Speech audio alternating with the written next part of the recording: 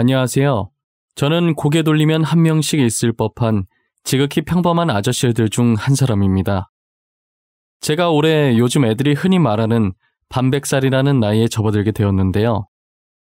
50년 동안 살면서 정말 많은 일이 있었던 것 같아요.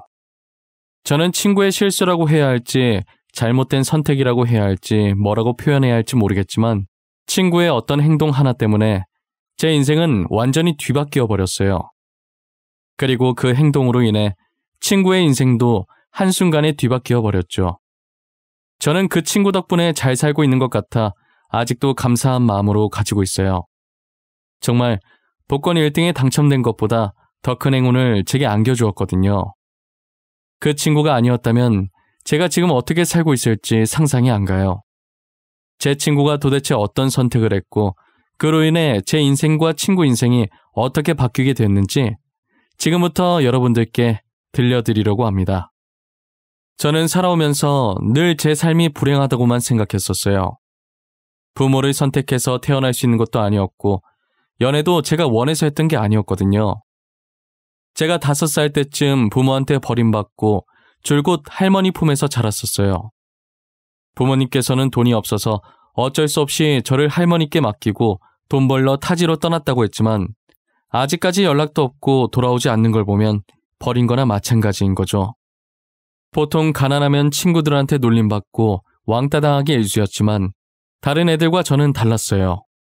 제가 제 외모에 대해 직접 언급하긴 민망하고 쑥스럽지만 나름 잘생긴 편이었거든요. 게다가 내성적이어서 조용했는데 그것도 시크하다고 치켜 올려주는 거예요. 그래서 늘 남자애들, 여자애들 구분할 거 없이 모두한테 인기가 많았었어요. 잘난 얼굴 덕분에 가난해도 놀림받지 않고 친구들이 알아서 따라오니까 저는 굳이 노력하지 않아도 편하게 학교 생활을 할 수 있었죠. 그러다 고등학생 때 누구나 한 명씩 있을 법한 첫사랑이라는 존재가 제게도 생기게 되었죠. 그 여자아이는 어느 누가 봐도 이쁘다라는 감탄사가 나올 정도로 너무 이뻤어요. 거기다 저와 다르게 당차고 활발해서 반대의 매력에 빠졌던 것 같아요. 그 아이도 이쁘장하게 생겼고 성격까지 좋으니 저처럼 인기가 많았어요. 항상 재미로 인기 투표 같은 걸 하면 제가 남자 1위, 그 아이가 여자 1위였었죠. 그래서 가끔 애들이 저와 그 아이를 엮으면서 장난을 치기도 했어요. 처음엔 제가 얼굴만 보고 친구를 사귀는 편이 아니었기 때문에 전교에 그 여자아이가 이쁘다고 소문이 퍼져도 저는 전혀 관심이 없었어요. 제 친구들은 그 아이가 연예인이라도 되는 것 마냥 얼굴 한 번이라도 더 보겠다고 난리였고 저는 그런 아이들의 모습을 보고 고개를 좌우로 흔들면서 한심하다는 생각을 했었죠. 그렇게 2년을 지내다가 3학년이 됐을 때 그 여자아이와 제가 같은 반이 된 거예요. 담임 선생님이 자유로운 성격이셔서 굳이 저희 자리를 마음대로 정해놓거나 그러지 않으셨어요. 저희 보고 학교 등교해서 빈자리에 앉고 싶은 곳에 마음대로 앉으라고 하셨어요. 저는 졸업하면 바로 일하고 싶은 생각에 학교 공부는 때려치우고 일찍부터 자격증을 따놨었거든요. 그래서 수업 시간에 잘 생각으로 제일 먼저 등교해서 맨 앞에 앉았었죠. 맨 앞줄이 어디에 앉든 고개만 살짝 숙이고 자면 책 보는 것처럼 보여서 은근히 안 걸리거든요. 자리를 잡아놓고 그대로 책상에 엎드려서 잤는데 어느 정도 시간이 지나서 시끄러운 소리가 느껴지는 게 반 친구들이 하나둘씩 등교를 한 것 같더라고요. 돗대기 시장처럼 왁자지껄 해졌을 때쯤 서서히 눈을 뜨기 시작했어요. 눈을 뜨니까 제게 안녕하면서 손을 흔들며 인사하는 여자아이 목소리가 들렸어요. 자고 일어나서 그런지 눈앞이 살짝 뿌옇게 보이면서 제 옆에 앉은 아이가 잘 안 보이더라고요. 제가 자세히 보려고 눈을 찌푸렸는데 점점 시야가 돌아오더니 그 여자아이가 보이는 거예요. 안녕? 너 근데 왜 여기 앉았어? 보통 여자애들은 여자애들끼리 앉고 그러지 않나? 그리고 이 자리 선생님 앞이라 부담스럽다고 잘 안 앉으려고 하던데? 그냥 여기 있으면 대놓고 자도 너처럼 안 걸릴 것 같아서. 너 어제 하루 종일 자던데 선생님들이 모르더라? 그래서 한번 앉아봤어. 아, 그래? 이 자리 은근 좋아. 등잔 밑이 어둡다고 선생님한테 안 걸리고 자기엔 최고지. 근데 너도 나처럼 공부 포기했나 보네? 난 이미 공부 포기했거든. 공부를 완전히 포기한 건 아닌데 노력해도 잘 안 돼서 어중간한 상태야. 해야 할까 말아야 할까 고민하는 단계? 지금 우리가 고3인데 아직도 고민을 한다고? 너무 늦은 거 아닌가? 애들 고등학교 입학과 동시에 수능 준비하던데. 야, 너는 늦었다고 생각할 때가 가장 빠르다는 것이다 라는 유명한 명언도 몰라? 난 지금이 가장 빠른 때야. 늦지 않았다고. 열심히 하면 금방 따라잡겠지 뭐. 열심히 하는 거랑 잘하는 거랑 다른 거야. 다 너 위해서 하는 말이다. 너무 상처받지 말고 잘 새겨들어. 저희는 이렇게 오랫동안 대화해본 게 처음인데도 원래 친했던 사이처럼 편안했어요. 그 아이는 소문대로 성격이 되게 밝고 생각하는 것도 엄청 긍정적인 아이였어요. 조용하면서 내성적이고 먼저 다가가지 못하는 저와는 완전히 반대되는 성격이었죠. 그 뒤로도 제게 먼저 인사하고 말을 건네던 게 그 아이였어요. 항상 어떤 상황에도 웃음을 잃지 않는 모습을 보면서 어느샌가 제가 그 아이에게 빠져 있더라고요. 그래서 어떻게 고백을 해야 하나 다른 애들에게 눈에 띄게 하고 싶진 않았고 조용히 쪽지를 적어서 주려니 그것도 괜히 긴장돼서 손이 떨리더라고요. 결국 저는 한참 고민하다가 쪽지에 제 마음을 적어 전해주기로 마음먹었고 대신 제가 제일 친했던 친구에게 쪽지를 그 아이 사물함에 넣어달라고 부탁을 했죠. 그런데 제 친구가 사람 없을 때 넣어야 하니 누군가 올까 싶어 급하게 넣는다고 사물함 위치를 착각해서 그 아이의 사물함이 아닌 그 아이의 친구 사물함에 넣어버린 거예요. 저는 그 사실을 모르고 있었고 하교하려는데 갑자기 다른 여자아이가 저를 부르더니 제가 적은 쪽지를 손에 쥐고서 자기도 저를 좋아하고 있었다고 먼저 다가와줘서 고맙다고 하는 거예요. 당시에는 그날이 제 인생에서 제일 최악의 날이었다고 해도 과언이 아니었어요. 거기서 미안하다고 실수로 잘못 넣었다고 말하면 당사자가 상처받아야 할 것 같아서 거절도 못하고 게다가 저는 주목받는 걸 세상에서 제일 싫어하거든요.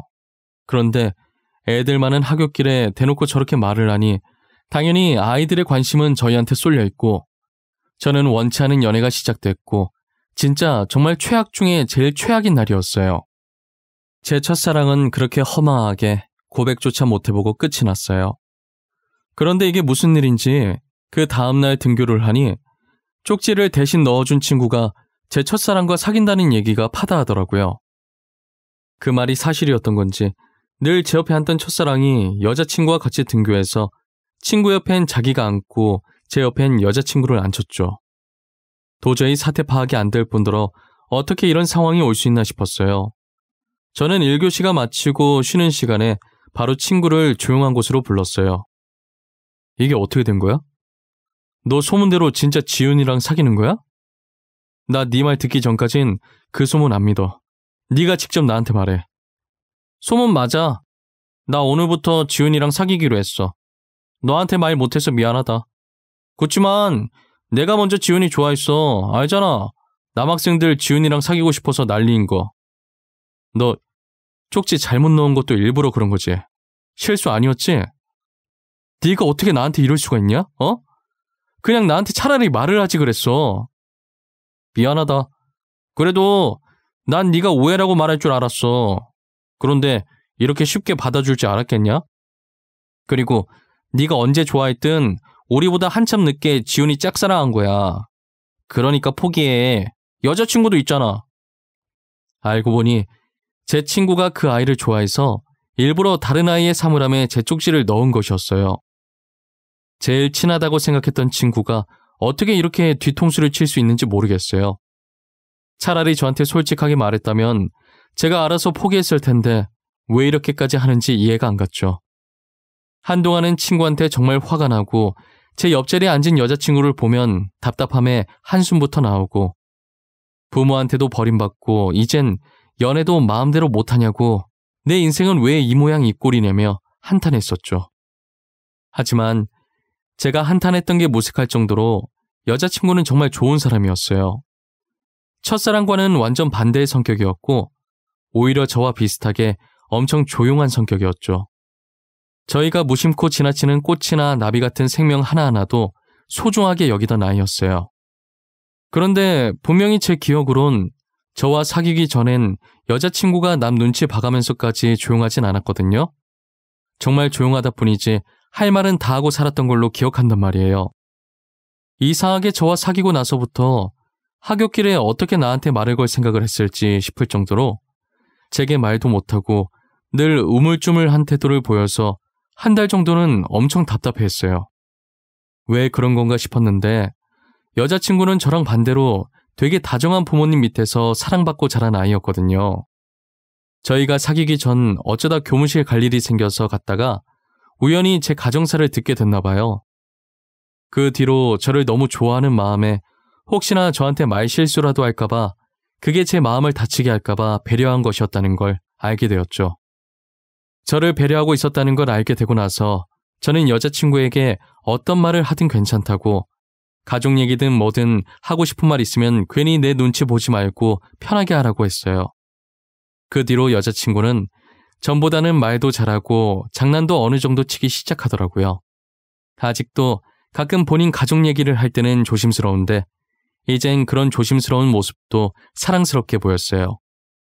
한편으론 눈치 안 봐도 되는데 괜히 제가 눈치 보게 만든 것 같아서 미안하기도 했죠. 저는 졸업할 때까지 여자친구와 별 탈 없이 잘 만나고 졸업 후 바로 취업해서 어느 정도 자리 잡았을 때 이른 나이에 결혼까지 하게 되었어요. 나름 이름 있는 회사에 들어가기 위해 그 회사와 관련 자격증은 미리 학생 때 다 따놨었어요. 원래라면 고졸은 갈 수 없는 회사지만 1년에 딱 한 번 고졸 채용이 있어서 지원했는데 제가 가지고 있는 자격증들 덕분에 바로 합격할 수 있었죠. 아내는 결혼을 했어도 고등학생 때 그 모습 그대로였어요. 늘 저를 먼저 위해주고 결혼 전 할머니께서 세상을 떠나셨을 때도 옆에서 같이 슬퍼해주고 이제 남은 가족이 없는 제게 유일한 가족이자 제 편이 되어준 사람이죠. 제가 몇 년 동안 잘 다니던 회사를 갑자기 그만두고 나와서 사업을 하겠다고 했을 때도 싫은 소리 한 번 안 하고 자기도 일하고 있으니 도와주겠다고 제 앞길을 응원해줬어요. 지금 생각해보면 무슨 배짱으로 그랬는지 아내에게 참 미안해요. 저는 처음에 회사 나와서 그동안 모아둔 돈과 퇴직금으로 옷사업을 했었어요. 초반엔 매출이 좀 있나 싶었는데 오픈빨이 빠지니 금세 적자가 나버리더라고요. 이대로 계속 미련 못 버리면 빚덩이에 앉겠다 싶어서 제가 투자했던 돈이 다 떨어져 갈 때쯤 손을 뗐어요. 가게를 팔고 집으로 돌아왔는데 현관에 있던 거울 속 제 모습이 그렇게 한심해 보일 수가 없었어요. 뭘 믿고 회사를 박차고 나왔나 후회도 했고 아내를 볼 면목이 없었어요.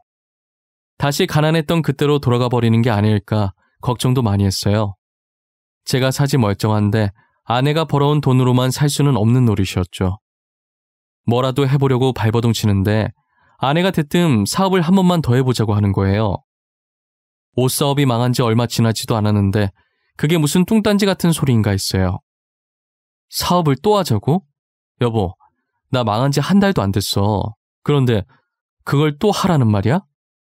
그러다 우리 집까지 날려먹으면 어쩌려고 그래. 여보, 이번엔 진짜 잘 될 거야. 느낌이 좋아. 나 믿고 한 번만 더 해보자. 당신 먹는 거 좋아하잖아. 우리 치킨 사업하자. 어때? 치킨 사업?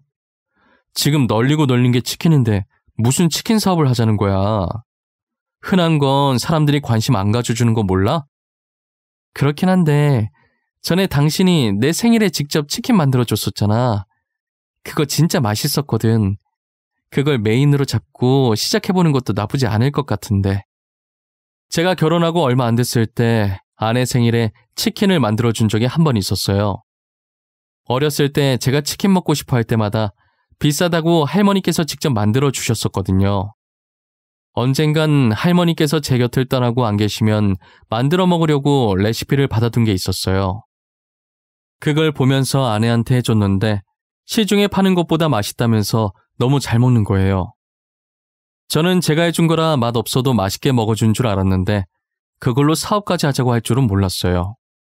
할머니께서 당시 저한테 알려주신 치킨 레시피가 3개 정도 되는데 만약 사업을 시작하면 하나를 먼저 내보고 성공하면 나머지 2개도 하나씩 풀어야겠다는 생각을 했어요. 아내는 자신이 먼저 해보자고 한 거니까 자기가 사업비 주겠다고 그동안 아내가 악착같이 모은 돈이 들어있는 통장 2개를 제게 내미는 거예요. 제가 망설이고 있자 아내가 제 손을 가져가더니 제 손바닥 위에 통장들을 올려놓더라고요. 나한테 미안해서 돈 못 받는 거지? 그럴 필요 없어. 당신은 무조건 잘할 거야. 내가 장담할 수 있어. 그러니까 나 믿고 시작해. 당신은 두렵지 않아? 만약에 망하면 이 돈은 다 날아가는 거잖아. 당신이 그동안 어떻게 모은 돈인데. 해보지도 않고 왜 망할 거라는 생각부터 하는 거야? 저번에 사업 망한 것 때문에 그래? 사업이라는 게 원래 한 번에 되는 게 아니야.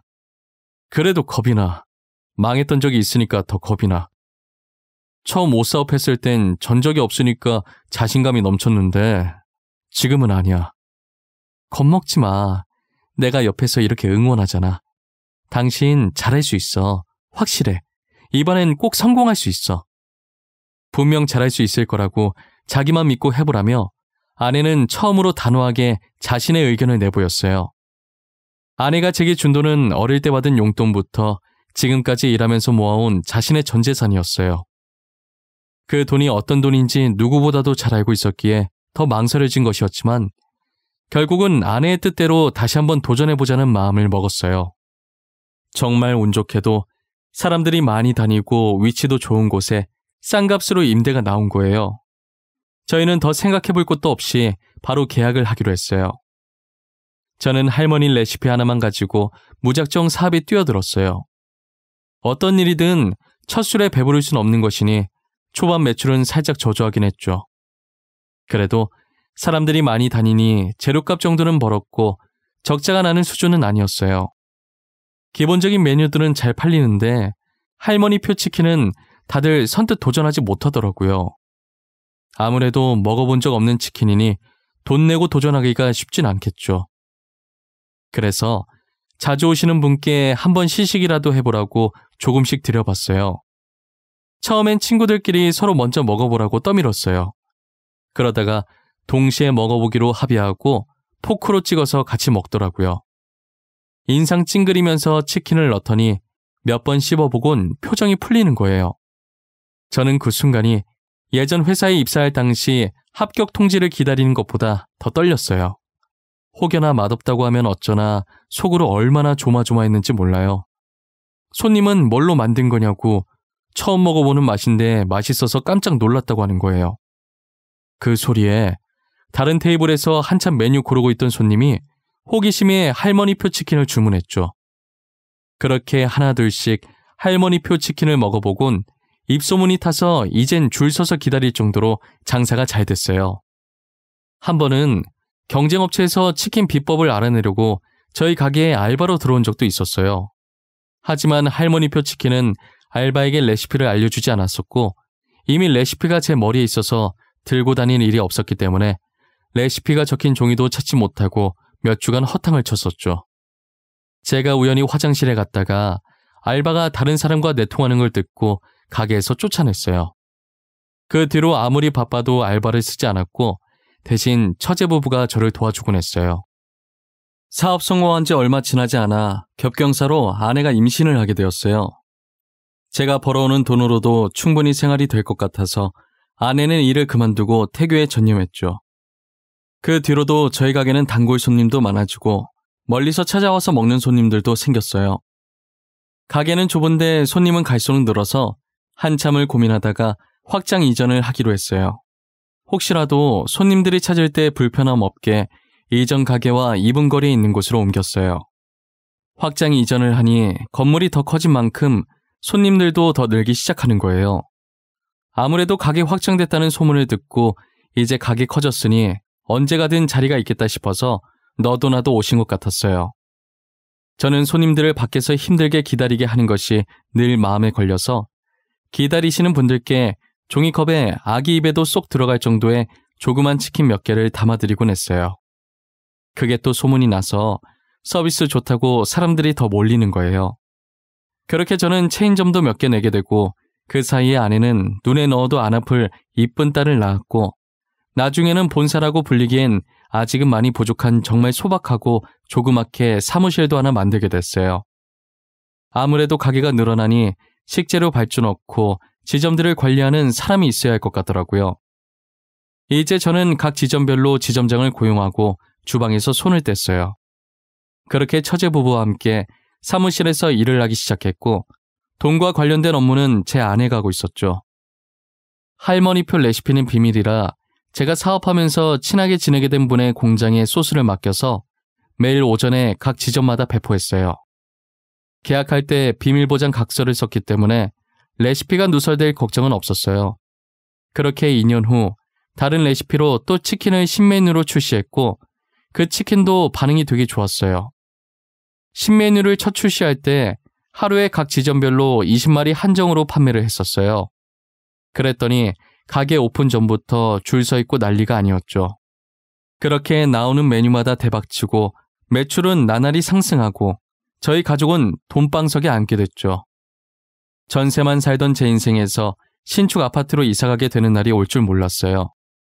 이렇게 좋은 일만 생겨도 되나 싶을 때쯤 정확히 6년 뒤 아내와 제 사이에 문제가 생기기 시작했어요. 최근 들어 아내가 자꾸 사무실에 안 나오고 어디론가 사라지더라고요.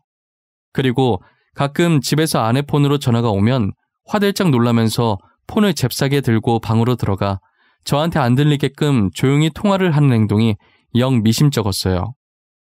외도하는 게 아닐까라는 생각을 잠깐 했지만 지금까지 봐온 아내는 절대 그런 사람이 아니었어요. 하지만 사무실에 안 나오는 횟수가 잦아지고 의심스러운 행동은 날이 가면 갈수록 심해지는데 의심을 안 하고 싶었지만 안 할 수가 없었죠. 아내가 다른 방에서 몰래 통화를 하고 있길래 들어봤는데 한 남자의 이름이 거론되는 거예요. 그런데 어디서 많이 들어본 이름인데 도통 기억이 나질 않더라고요. 누구 이름인지 생각하고 있던 와중에 아내가 전화를 끊으려는 것 같길래 아무렇지 않은 척 소파로 가서 TV 보는 척을 했어요. 대충 통화 내용이 다음 날에 만나자는 말 같아서 몰래 아내를 뒤따라가기로 마음먹었죠. 저는 평소처럼 아내에게 사무실에 간다고 말하고 주차장 구석탱이로 차를 옮겨서 지켜보고 있었어요. 곧이어 아내가 주차장으로 내려와 본인 차를 몰고 주차장을 빠져나가더라고요. 저는 혹여나 놓칠세라 곧바로 그 뒤를 쫓았어요. 한 카페 앞에 차를 정차하더니 이내 카페 안으로 들어가서 한 남자를 만나는 걸 목격했어요. 위치가 비스듬해서 남자 얼굴은 잘 보이지 않았고 아내의 얼굴만 정면으로 보였어요. 아내는 남자를 보자마자 울었는지 그 남자가 아내 눈물을 닦아주더라고요. 그리고 아내 어깨를 토닥이는데 저는 그 장면을 휴대폰으로 담기 시작했어요. 그 둘 사이에 어떤 절절한 사연이 있는지는 모르겠지만 꽤나 다정해 보이는 모습에 화가 났어요. 돈이 많아지니 이제 나보다 더 잘난 다른 남자가 눈에 들어오는 건가 싶고 저 남자랑은 얼마나 만났고 얼마나 사랑하는 건지 오만 가지 생각이 다 들더라고요.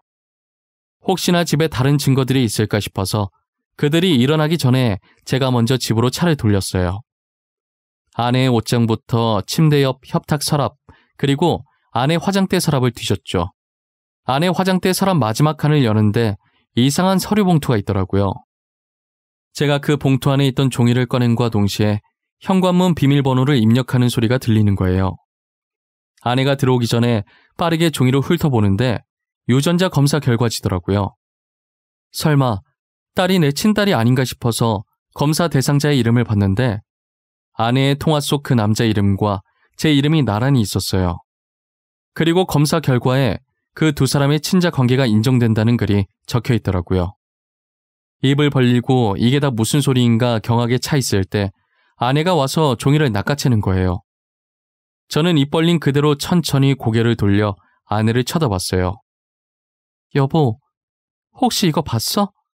아내 내용 다 읽은 거야? 아니, 사실은 내가 오늘 당신한테 다 말하려고 했는데 이거 내 유전자 검사 결과지던데 뭐야? 당신 나 몰래 뭐 하고 다닌 거야? 혹시 이거 조작해서 나한테 숨겨진 애 있다는 핑계로 이혼해서 다른 남자랑 살려고 했던 거야? 그게 무슨 말이야. 다른 남자라니. 내가 다른 남자가 어디 있다고 그래. 나 당신 말곤 다른 사람 남자라고 생각해 본 적도 없어. 진짜야. 내가 오늘 똑똑히 봤어. 증거 사진까지 있다고. 내가 직접 보여줘야 바른 대로 말할래? 여기 봐. 당신 맞잖아. 당신 왜 이 사람 보고 울었는데? 누군데 이 사람이 당신 눈물 닦아주고 있는 건데? 그런 거 아니야. 그 사람 당신 아버지야. 당신 어릴 때 할머님한테 맡기고 도망가셨던 친아버지라고. 알고 보니 그동안 아내가 계속 사무실 비웠던 게 다른 남자 만나려고 그런 게 아니라 어렸을 때 저를 할머니께 맡기고 도망갔던 부모님을 찾고 있었던 거였어요. 제가 카페에서 본 아내 눈물 닦아주던 사람도 제 친아버지셨던 거고요. 그리고 그 유전자 결과지도 저와 제 친아버지의 유전자 검사였어요. 저는 그것도 모르고 아내가 외도했다고 의심한 게 너무 미안해서 눈물이 멈추질 않는 거예요. 아내는 괜찮다고 자신이 말 안 했으니 당연히 그런 오해할 수 있는 거라고 너무 미안해하지 말라고 저를 다독여주는 거예요. 제가 항상 처가댁에 가면 아내와 장인, 장모님의 사이좋은 모습에 티는 안 내도 내심 부러워했었거든요. 제 곁엔 아내밖에 없지만 아내는 제가 없어도 든든한 부모님이 옆에 계시니까요. 근데 그걸 아내가 눈치채고 있었는지 안쓰러운 마음에 제 부모님을 찾아주고 싶었다더라고요. 그리고 운명이라는 게 진짜 있는 건지 제가 아버지 이름을 처음 듣고 익숙하다고 했었잖아요. 왜 익숙한가 했더니 아버지께서 저희 회사랑 협업하고 있는 공장 대표셨어요. 저랑 직접 만나서 계약까지 했는데 세월이 많이 흘러서 서로 못 알아보고 있었던 거죠. 저는 5살 때 할머니한테 맡겨졌으니 당연히 기억을 못했고 아버지께서는 오랫동안 저를 못 봤으니 제 어릴 때 얼굴을 기억을 못하고 계셨던 거예요. 이름만 기억하고 계셨는데 저랑 계약하면서 자신의 아들 이름이랑 똑같다는 생각을 잠깐 하셨었대요. 그래서 제 이름을 보고 이제라도 아들을 찾아봐야겠다는 생각이 드셔서 유전자 등록을 해놨는데 최근에 아내가 제 유전자를 등록하면서 유전자가 일치하다는 연락을 받고 만나게 된 것이죠. 아버지께서는 더 빨리 찾았어야 했는데 너무 늦게 찾아서 미안하다며 눈물을 보이셨어요.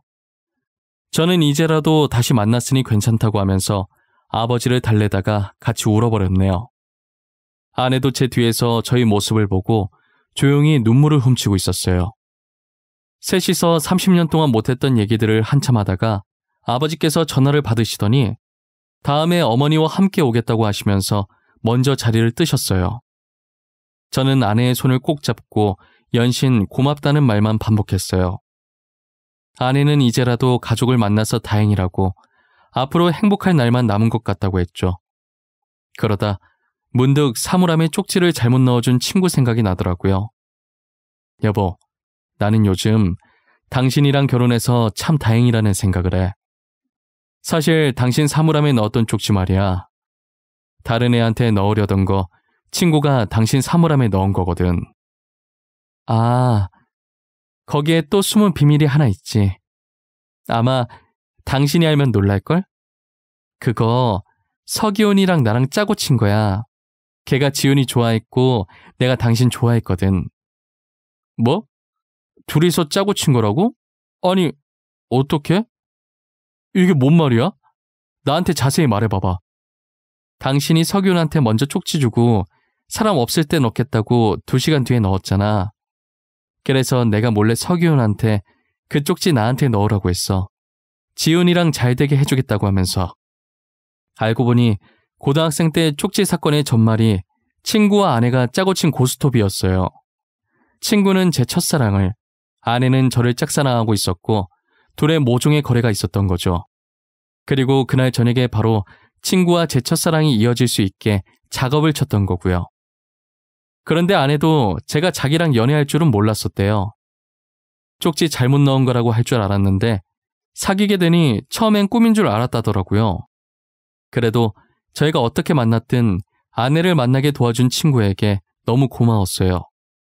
옛날 얘기하니까 저와 아내는 그 둘의 근황도 궁금해지더라고요.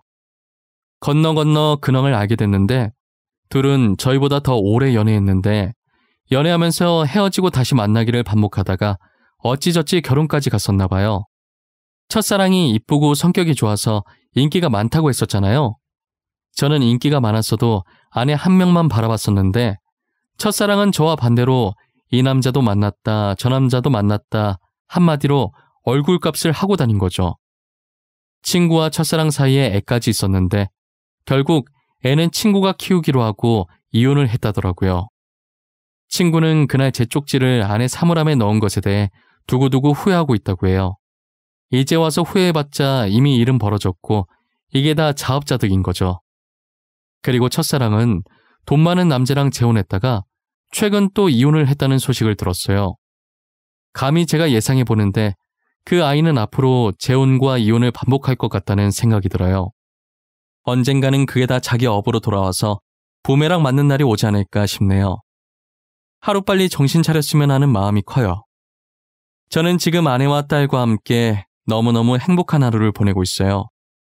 앞으로도 저희 가족 앞에 이렇게 행복한 일만 가득했으면 좋겠어요.